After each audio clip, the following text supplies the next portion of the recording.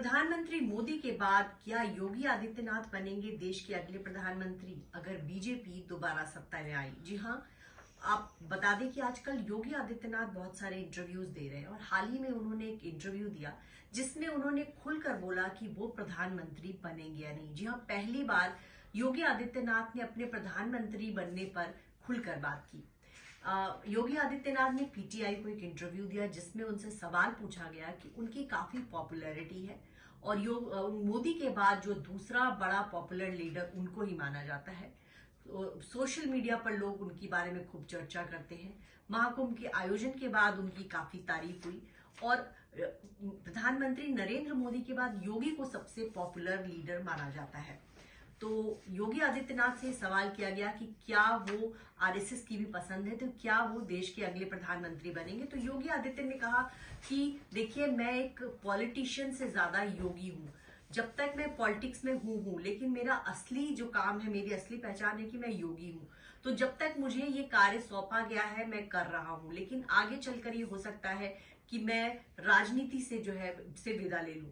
तो योगी आदित्यनाथ ने खुलकर कहा कि भाई, पार्टी ने जो उनको पोस्ट दिया है कि फिलहाल वो यूपी के चीफ मिनिस्टर है, तो उनका फिलहाल यही काम है कि वो यूपी के लोगों की सेवा करे, वो यूपी में अच्छा शासन प्रशासन करे। तो योगी आदित्यनाथ ने खुलकर ये नहीं बताया कि वो पीएम कैंडिडेट खुद को मानते नहीं। हालांकि आपको बता दें कि कुछ दिन पहले एक सर्वे करवाया गया था जिसमें ये कहा गया था कि अमित शाह को देश की 28% जनता ये मानती है कि उनको पीएम बनना चाहिए और योगी आदित्यनाथ को 26.5% लोगों ने वोट दिया इस मामले में।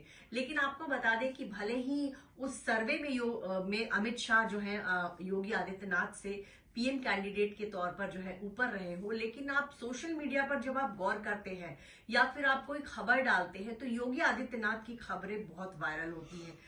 योगी आदित्यनाथ की छवि एक फायर ब्रांड नेता के तौर पर है और वो खुलकर अपनी बात कहते हैं और उनके शासन में जिस तरह से वो यूपी में उन्होंने क्राइम को कंट्रोल किया है या फिर जिस तरह से उनकी कह सकते हैं बुलडोजर न्याय व्यवस्था है, ये तमाम ऐसी चीजें हैं। जिस तरह से संभल में पर वो खुलकर बोलते हैं, वक्फ बोर्ड पर वो खुलकर बोलते हैं, तो उनकी छवि एक बिल्कुल बोल्ड लीडर की है कि जो उनके दिल में है वो उसको बोलते हैं। तो योगी आदित्यनाथ ने यहाँ पर लोग उनको मानते हैं कि हाँ, योगी आदित्यनाथ की पॉपुलैरिटी बहुत बड़ी है। महाकुंभ के आयोजन के बाद से भी उनकी पॉपुलैरिटी काफी बड़ी है। इस इंटरव्यू में योगी आदित्यनाथ ने सड़क पर नमाज को लेकर भी खुलकर बात की। उन्होंने कहा कि सड़क पर नमाज नहीं पढ़ी जा सकती, क्योंकि अगर आप 10 मिनट के लिए भी सड़क पर नमाज पढ़ते हैं तो कम से कम 2 घंटे तक ट्रैफिक जाम रहेगा। और इसकी तुलना कांवड़ियों से की जाती है, तो आपको बताया कि कांवड़िए तो सड़क पे ही चलेंगे, लेकिन नमाज तो आप घर में भी पढ़ सकते हैं। कांवड़िए हरिद्वार से लौट कर आते हैं तो रास्ते में ही वो आएंगे, वो सड़क के जरिए ही आएंगे। कभी हमने मुहर्रम के ताजिए को नहीं रोका, लेकिन जो चीज सड़क पे आयोजन हो सकती है उसके लिए तो सड़क पे आना ही पड़ेगा।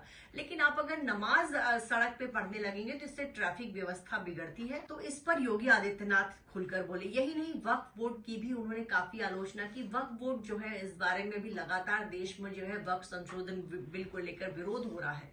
तो योगी आदित्यनाथ ने कहा कि वक्फ के नाम पर कभी भी गरीबों का भला नहीं हुआ, बल्कि इससे लूट खसोट ही हुई है और ये जो बिल आ रहा है इससे आम जनता को फायदा होगा। और इसी दौरान योगी आदित्यनाथ ने एक बार फिर से वक्फ के नाम पर उनका कहना है कि ये गुंडागर्दी है, जमीन पे कब्जा किया जाता है, ये गलत है।